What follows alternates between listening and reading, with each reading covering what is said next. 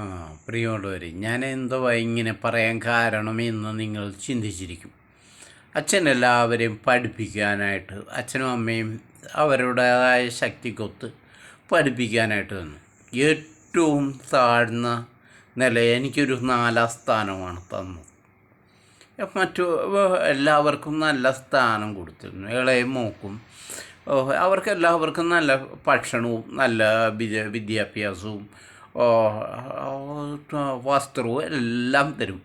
അപ്പോഴും ഒരു 3ാം സ്ഥാനക്കാരനായ പഴയത് ഇട്ട് ജീവിക്കേണ്ടി വന്നു. എൻ്റെ സ്കൂൾ ടൈം ആണെങ്കിലും കോളേജ് ടൈം ആണെങ്കിലും ഞാൻ പഴയതിട്ടുകൊണ്ടാണ് ഞാൻ കോളേജിലേക്ക് പോകുന്നത്. എല്ലാവരും ഇട്ട് ഉപേക്ഷിച്ച വസ്ത്രം ഉപയോഗിച്ചാണ് പോയത്. പിന്നീട് അവിടെ വെച്ച് എനിക്ക് അമ്പലപ്പുഴയിലെ എൻ്റെ ഒരു അളിയൻ എനിക്കൊരു 50 രൂപ തന്നു. ആ 50 രൂപയും കൊണ്ട് ഞാനിങ്ങനെ എൻ്റെ ചേട്ടനോട് ചോദിച്ചു, എടാ നീ എവിടെയാടാ സ്മഗ്ലിങ് സാധനം വാങ്ങുന്നത് എന്ന് പറഞ്ഞപ്പോൾ അവൻ അത് പറഞ്ഞു തന്നില്ല. ഇവൻ്റെ കൂട്ടുകാരനോട് ചേർത്തും ഇവൻ വേറെയൊക്കെ ഇവന് പൈസ കിട്ടും, ഇവന് ഇത് കിട്ടും, എനിക്ക് കിട്ടാത്ത രീതിയുമാണ്. ഞാൻ പ്രൈവറ്റ് കോളേജിലാണ് പഠിക്കുന്നത്. അതിനൊക്കെ കഥയുണ്ട്. എന്നിട്ട് ഞാൻ ഇങ്ങനെ നിന്നപ്പോഴത്തേക്ക് എൻ്റെ കൂട്ടുകാരൻ വേറെ ഒരുത്തനുണ്ട്, ഈ കീരിക്കാട്ടിലെ ജോസ് എന്ന് പറയുന്ന അവൻ്റെ കൂടെ ഉള്ള ഒരുത്തനുണ്ട്. അവനുമായിട്ട് ഞാൻ ചോദിച്ചപ്പോൾ പറഞ്ഞ് ഇന്നടത്തുണ്ടാ എന്ന് പറഞ്ഞ്, അങ്ങനെ ഞാൻ അവിടെ നിന്ന് 2 അണ്ടർവെയർ വാങ്ങുന്നു. ഇതിന് 25 രൂപ വെച്ച് ഞാൻ അതിന് വെറും വിലക്കുറവായിരുന്നു, 15 രൂപയുള്ളായിരുന്നു. ഇത് ഞാൻ വാങ്ങിച്ച് 25 രൂപയ്ക്ക് അങ്ങനെ വിറ്റ് ഞാൻ ഒരുവിധം എൻ്റെ 2 പാൻറ്റും ഷർട്ടും വാങ്ങുന്നുണ്ട്. ഇതിൻ്റെ ഇടയ്ക്കാണ് അമ്മ എനിക്ക് 2 പാൻറ്റിനുള്ള തുണി കൂടെ തന്നു. അങ്ങനെയാണ് ഞാൻ സെക്കൻഡ് ഇയറിൽ പാൻറ്റിടാൻ പോകുന്നത്. അങ്ങനെ എനിക്ക് ഏറ്റവും മോശപ്പെട്ട രീതിയിൽ ഭക്ഷണത്തിൻ്റെ ആണെങ്കിലും എല്ലാത്തിലും മോശപ്പെട്ട രീതിയിലാണ് ഞാൻ കഴിഞ്ഞുകൂടിയത്. അങ്ങനെ ഞാൻ സിവിൽ സർവീസ് എഴുതണമെന്ന് വെച്ചപ്പോഴത്തേക്ക് എനിക്ക് അന്നേരം ആ ടൈമിലാണ് എൻ്റെ മൂത്ത ചേട്ടൻ കല്യാണം കഴിക്കുന്നത്. ഇവർ വന്നതോടുകൂടി എനിക്ക് ആകെ എന്നെ നശിപ്പിക്കാനുള്ള പ്രവണതയായിരുന്നു. അവരൊരു ക്രിസ്ത്യാനിറ്റിയാണ്, അവർ വലിയ ഡെവലപ്മെൻ്റായിട്ടുള്ള കുറേ ഐഡിയോളജി പറയുന്നു. പിന്നെ കമ്മ്യൂണിസ്റ്റ് പുള്ളിക്കങ്ങ് കയറി.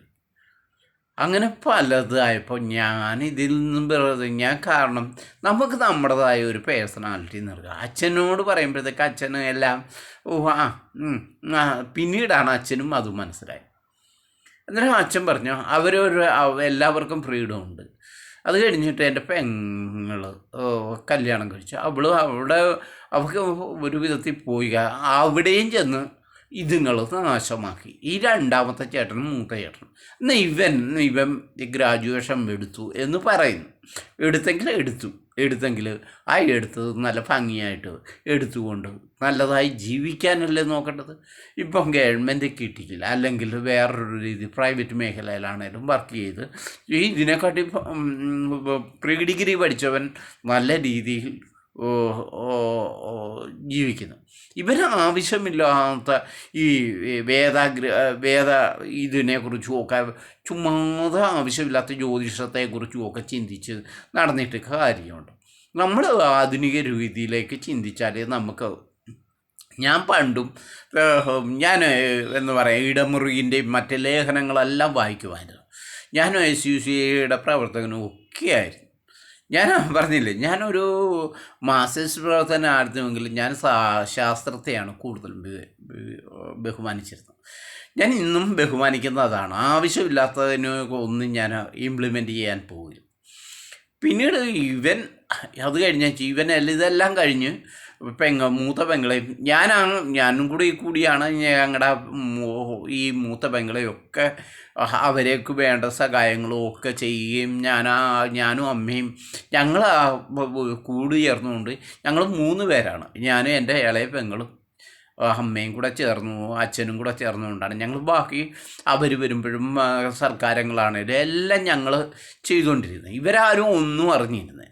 അത് കഴിഞ്ഞ ശേഷം അവിടെ കല്യാണമായി. അവിടെ കല്യാണത്തിന് മൊത്തം കുക്കിങ്ങും മറ്റു എല്ലാ കാര്യങ്ങളും ഞാനാണ് ചെയ്തത്. അവൾക്ക് വീടിന് വേണ്ടതും എല്ലാം അടുപ്പിക്കുകയും മറ്റ് കാര്യങ്ങളും ഒക്കെ ഞാൻ ചെയ്തുകൊണ്ടിരിക്കുന്നത്. അതിൻ്റെ എല്ലാം ചെയ്തു. അവളെയും കല്യാണം കഴിച്ചു വിട്ടു. അവക്കിട്ട് പാര വെക്കുക, മറ്റവനിട്ടും പാര വെക്കുക.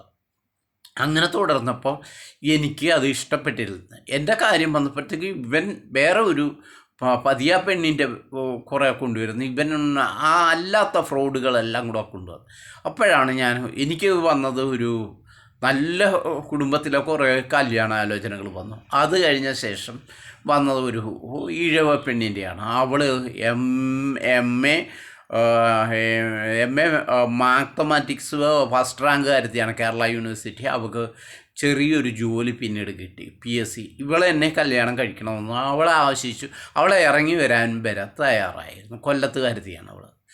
അന്നേരത്തേക്ക് ഇവൻ അവിടെ ഉടക്കിയിട്ട് അച്ഛനെ സ്പ്ലിറ്റ് ചെയ്തു മാറ്റിച്ചു.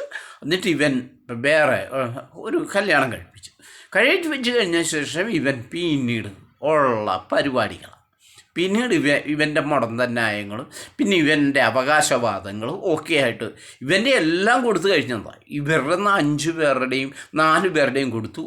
എനിക്കുള്ളതാണ് ഈ സ്ഥലവും വീടും. അത് അച്ഛൻ പറഞ്ഞു. എന്നാൽ എൻ്റെ മോൻ ആദികൃഷ്ണൻ്റെ പേര് എഴുതി വെക്കണമെന്ന് പറഞ്ഞു. അവന് എഴുതിയിട്ടുണ്ട്, വിൽപ്പത്രം എഴുതിയിട്ടുണ്ട്. അത് അവനെയും തീർത്തേ പറ്റുള്ളൂ ഇവന്. എന്നിട്ട് പിന്നെ അവിടെ ഇന്ന് ഏതൊക്കെയോ ഇവൻ പണ്ടങ്ങാണ്ട് ഞങ്ങളുടെ അപ്പൂപ്പനും കൊണ്ട് എഴുതിപ്പിച്ച ഒരു സംഘടനയുണ്ട്. അപ്പൂപ്പനറിയില്ല, അപ്പൂപ്പന് അതൊന്നും നിന്നുമില്ല. എന്നിട്ട് ഇവൻ ഇതും വെച്ചിട്ട് പുതിയ സംഘടനയുമായിട്ട് വന്നേക്കുക. ഞങ്ങൾക്ക് ഇതായിട്ട് പൊളിറ്റിക്കൽ ബ്യൂറോയുമായിട്ട് കമ്മ്യൂണിസ്റ്റ് പാർട്ടിയുടെ ഇതും ചായവും പറഞ്ഞുകൊണ്ട് വന്നേക്കുകയാണ്. ആവശ്യമില്ലാത്ത ഞങ്ങൾക്കൊരു പാർട്ടിയും വേണ്ട, കമ്മ്യൂണിസ്റ്റ് പാർട്ടിയും വേണ്ട, കോൺഗ്രസും വേണ്ട, BJP ഞാൻ നിൽക്കുന്നതേ ഉള്ളൂ. എനിക്ക് അവിടുത്തെ ഓരോ ഇതും ഞാൻ സ്വീകരിക്കുകയുമില്ല, ഞാനൊട്ട് പ്രവർത്തിക്കുകയുമില്ല. പ്രവർത്തിക്കും പക്ഷേ ആവശ്യമില്ലാത്ത ഒന്നും ഞാൻ കൈപ്പറ്റുകയുമില്ല, ആവശ്യമില്ലാത്ത ഒന്നും പ്രവർത്തിക്കുകയുമില്ല. ഞാൻ ഒരു BJP പ്രവർത്തകനാണ്. ഞാൻ അച്ചടക്കമുള്ള ഒരു BJP പ്രവർത്തകനാണ്. ഞാൻ ആവശ്യമില്ലാത്ത മറ്റ് ജനങ്ങളെ ദ്രോഹിക്കുന്ന ഒന്നിനും ഞാൻ ഇടപെടുകയില്ല. ഏത് പാർട്ടിയാണെങ്കിലും നല്ല ചെയ്യുന്നതിനെ ഞാൻ അംഗീകരിക്കുകയും ചെയ്യും. പിന്നെ ഇവർ പുതിയ മാനദണ്ഡങ്ങളുമായിട്ട് വന്നേക്കുന്നു. ഈ SC ST ഞാൻ എന്നത്തിനാണ് അവർക്ക് പുതിയ സംരംഭം ഉണ്ടാക്കൽ, എൻ്റെ ഭൂമി കൂടെ എടുത്ത് സംരംഭം ഉണ്ടാക്കണമെന്ന് ഞാൻ അവരുമായിട്ട് വഴക്കുണ്ടായി. കാരണം എന്ന് പറഞ്ഞാൽ എൻ്റെ ഭൂമി ഞാനറിയാതെ ഇവൻ സംരംഭത്തിന് എഴുതി കൊടുത്താൽ എനിക്ക് പ്രശ്നമല്ലേ. ഞാൻ എൻ്റെ വീടും ഇതുമായിട്ട് ഇരിക്കുന്നത് സംരംഭത്തിന് എഴുതി കൊടുത്തേക്കുന്നു. ഞാൻ അവരോട് പറഞ്ഞു ഞാൻ കേസ് ഫയൽ ചെയ്യുമെന്ന് പറഞ്ഞു. അത് കഴിഞ്ഞിട്ട് പിന്നെ ഒരു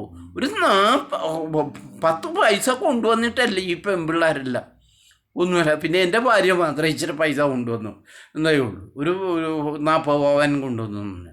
ബാക്കി ഒറ്റ പൈസ കൊണ്ടുവരാതായി. എന്നിട്ട് വന്ന് മുഷ്ക് ഞങ്ങളോട് പറയുക, നീ എൻ്റെ കാര്യം നോക്കിപ്പോ, നീ എന്നോട് പറഞ്ഞു. എന്നിട്ട് പിന്നെ ഏതോ ഒരു പതിയാൻ്റെ കൊണ്ടുവന്നേക്കുന്നു.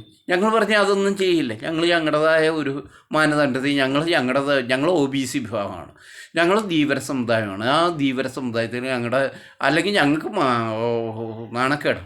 അച്ഛനും അമ്മയും നല്ല ഇതിൽ നിന്നിട്ടുള്ള അവർക്ക് നാണക്കേടല്ലേ.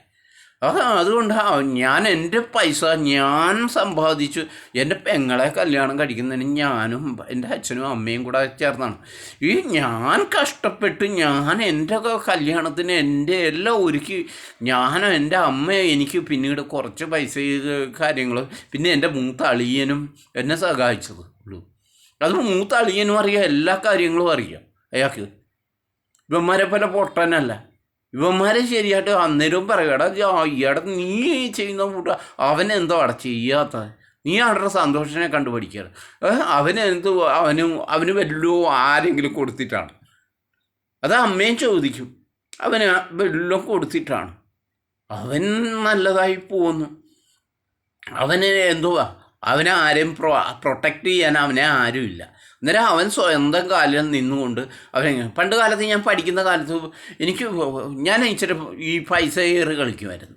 ഈ പൈസ ഇട്ട് കീച്ച് കളിക്കും. കീച്ചു കളിച്ചാൽ എനിക്ക് അത്യാവശ്യം പൈസയൊക്കെ ഞാൻ അങ്ങനെ ഒപ്പിക്കും. പിന്നെ ഒരു പച്ചക്കറി ഉണ്ട്, അപ്പുറത്തെ കടയിലെ പച്ചക്കറി ഇവിടെ കൊണ്ടുവന്ന് ഇരട്ടി വിലയ്ക്ക് വിൽക്കും. ഇപ്പുറത്തെ പച്ചക്കറി കൊണ്ടുവന്ന് അപ്പുറത്ത് കൊണ്ടുവന്ന് ഇരട്ടി വിലയ്ക്ക്. ഇത് ഞങ്ങളെ പഠിപ്പിച്ചത് മറ്റാരുമല്ല, ഒരു ഞങ്ങളുടെ രാംകുട്ടി സാറിൻ്റെ അവിടുത്തെ മൂത്ത ഒരു പയ്യനുണ്ട്,